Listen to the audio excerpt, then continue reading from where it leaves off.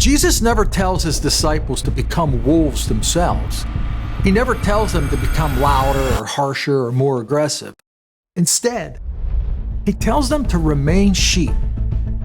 Why?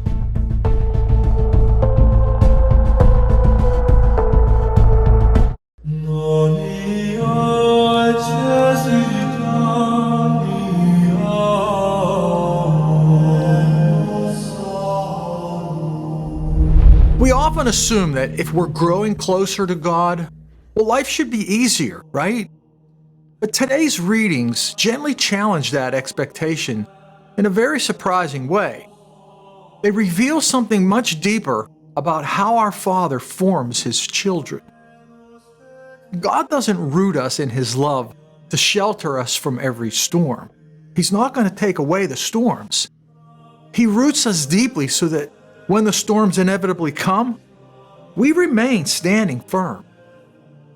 Before Christ ever sends His disciples into a difficult world, He first forms them into the kind of people who can remain faithful within it.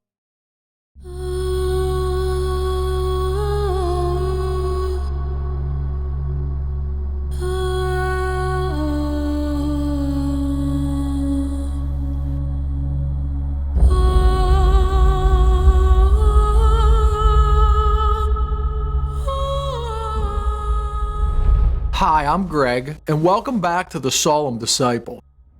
Today's readings reveal a beautiful progression hidden just beneath the surface. God heals, He restores, He strengthens, and then He sends.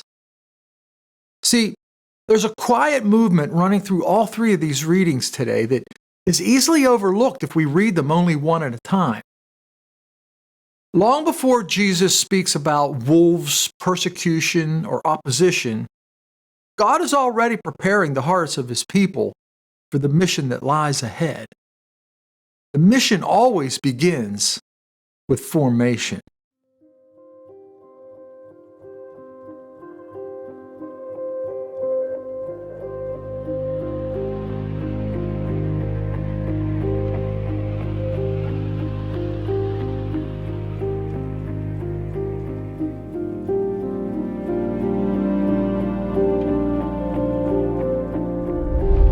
In the closing chapter of Hosea, we hear one of Scripture's tender invitations.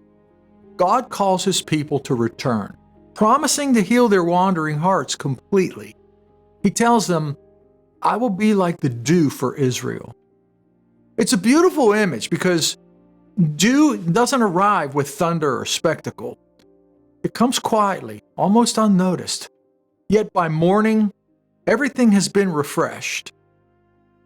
So often God's grace works in exactly the same way. Through ordinary faithfulness, daily prayer, faithful reception of the sacraments, small acts of obedience, hidden moments of trust. He nourishes our souls far more deeply than we often realize while He is doing His work. The prophet then tells us that God's people will blossom like the lily and send their roots deep like the great cedars of Lebanon. See, cedar trees survive fierce storms, not because they escape the wind and weather, but because their roots reach far beneath the surface where no storm can touch them. Storms don't create strong roots. They reveal them. The responsorial psalm now leads us into the very soil where those roots begin. King David cries out, "A clean heart create for me, O God." Before God strengthens our witness, He first transforms our hearts. Before He entrusts us with His mission, He first teaches us humility. The deepest roots always grow in the soil of repentance. Hosea promises that God will be like the morning dew, but David's psalm quietly shows us where that dew is meant to fall. God's refreshing grace does not soak deeply into the hard, compacted soil of a proud and self-sufficient heart. It sinks deeply into the broken ground that has been opened by humility. Repentance is simply allowing the dry places of our souls to be open again, so the mercy of God can sink down where it is needed most. See, we often ask God to change our circumstances, but far more often, He begins by changing us. The gospel then shifts the perspective dramatically. Jesus says, "Behold, I am sending you like sheep amidst wolves." See, the timing is striking. Only after speaking about healing and humility and deep roots do we hear anything about wolves.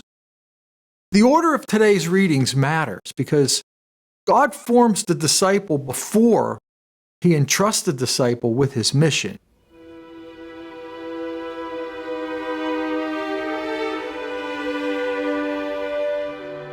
Jesus said to His apostles, "Behold, I am sending you like sheep in the midst of wolves. So be shrewd as serpents and simple as doves. But be aware of men, for they will hand you over to courts and scourge you in their synagogues. And you will be led before governors and kings for my sake, as a witness before them and the pagans. When they hand you over, do not worry about what you are to speak or what you are to say. You will be given at that moment what you are to say. For it will not be you who speak, but the Spirit of your Father speaking through you. Brother will hand over brother to death, and the father of his child. Children will rise up against parents and have them put to death. You will be hated by all because of my name. But whoever endures to the end will be saved. When they persecute you in one town, flee to another. Amen, I say to you, you will not finish the towns of Israel before the Son of Man comes."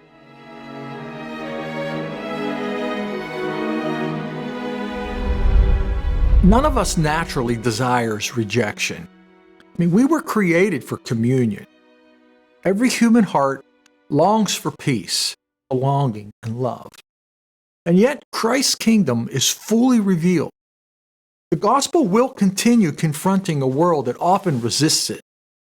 Wherever truth exposes darkness, there will always be resistance. So Jesus prepares the 12 for exactly this reality. They are being sent to announce that the kingdom of God has drawn near. Now, one might expect such joyful news to be welcomed with celebration. Instead, Jesus prepares them for misunderstanding, opposition, and persecution. See, sometimes the wolves are not strangers at all. They are found within divided families, fractured friendships that suddenly become strained because of our fidelity to Christ. Jesus prepares us for this because some of our deepest wounds are not public battles. They are quiet, deeply personal ones, and often hidden from everyone else. In those moments, our deepest security can never rest in the approval of others. It must rest in the Father alone. He never promises to remove the wolves. He promises to remain with his sheep. That image deserves our attention. Jesus never tells his disciples to become wolves themselves. He never tells them to become louder or harsher or more aggressive. Instead, he tells them to remain sheep. Why? The world often teaches us that strength means becoming harder. If someone attacks you, strike back. If someone mocks your faith, answer with a greater force. If someone rejects you, harden your heart before they can wound you again. But Jesus offers another way. Remain innocent. Remain gentle. Remain mine.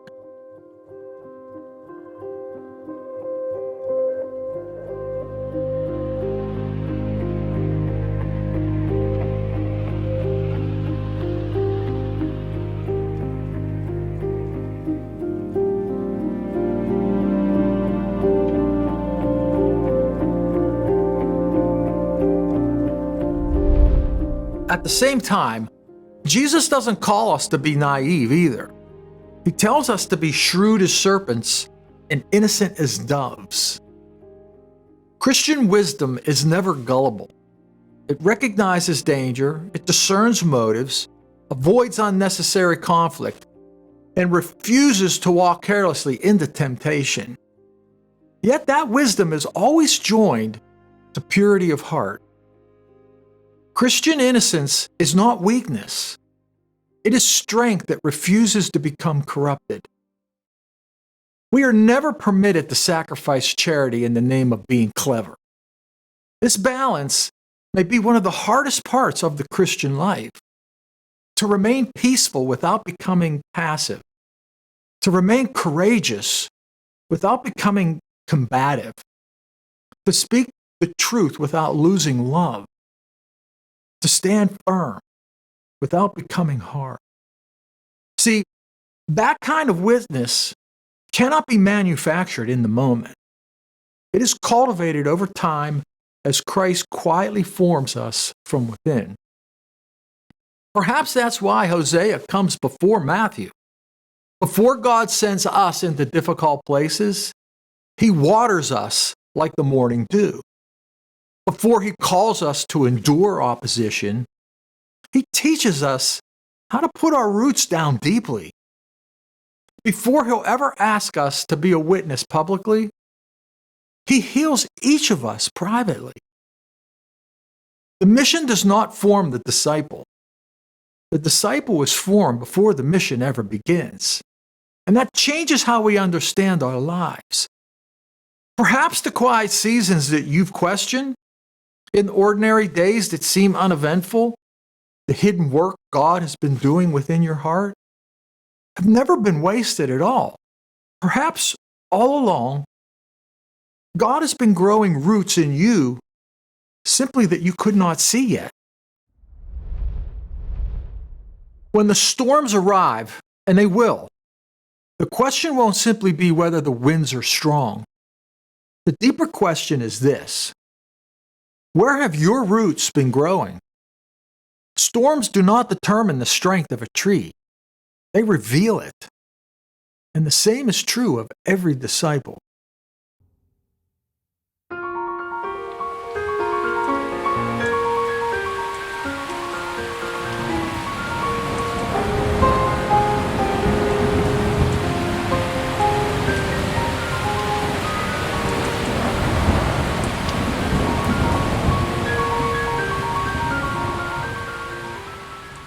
Reflect today on where Christ may be inviting your roots to grow deeper.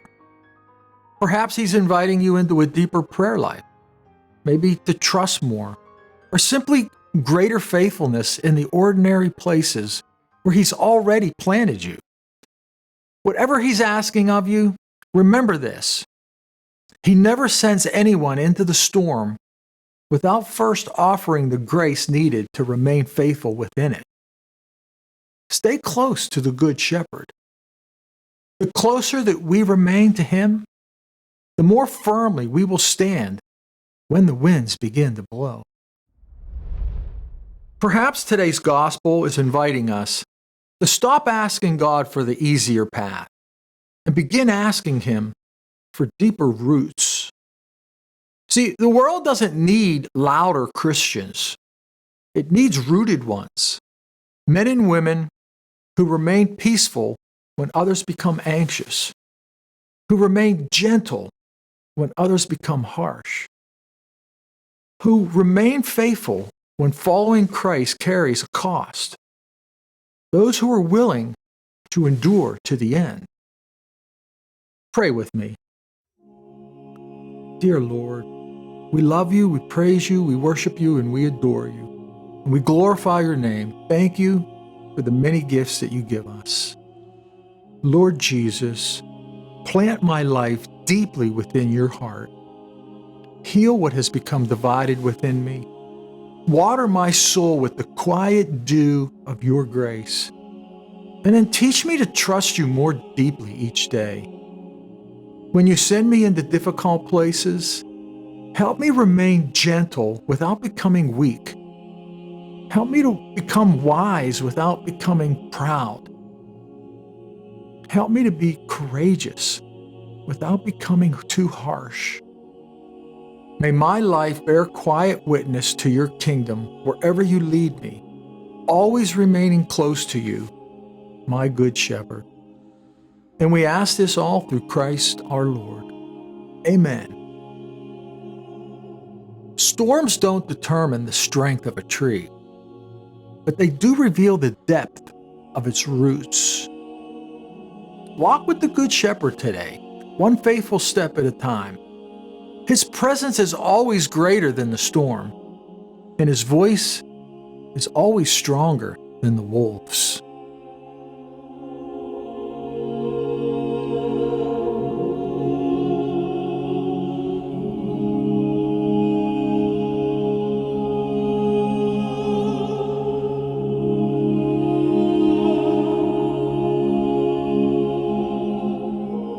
I'm Greg, and this is the Solemn Disciple.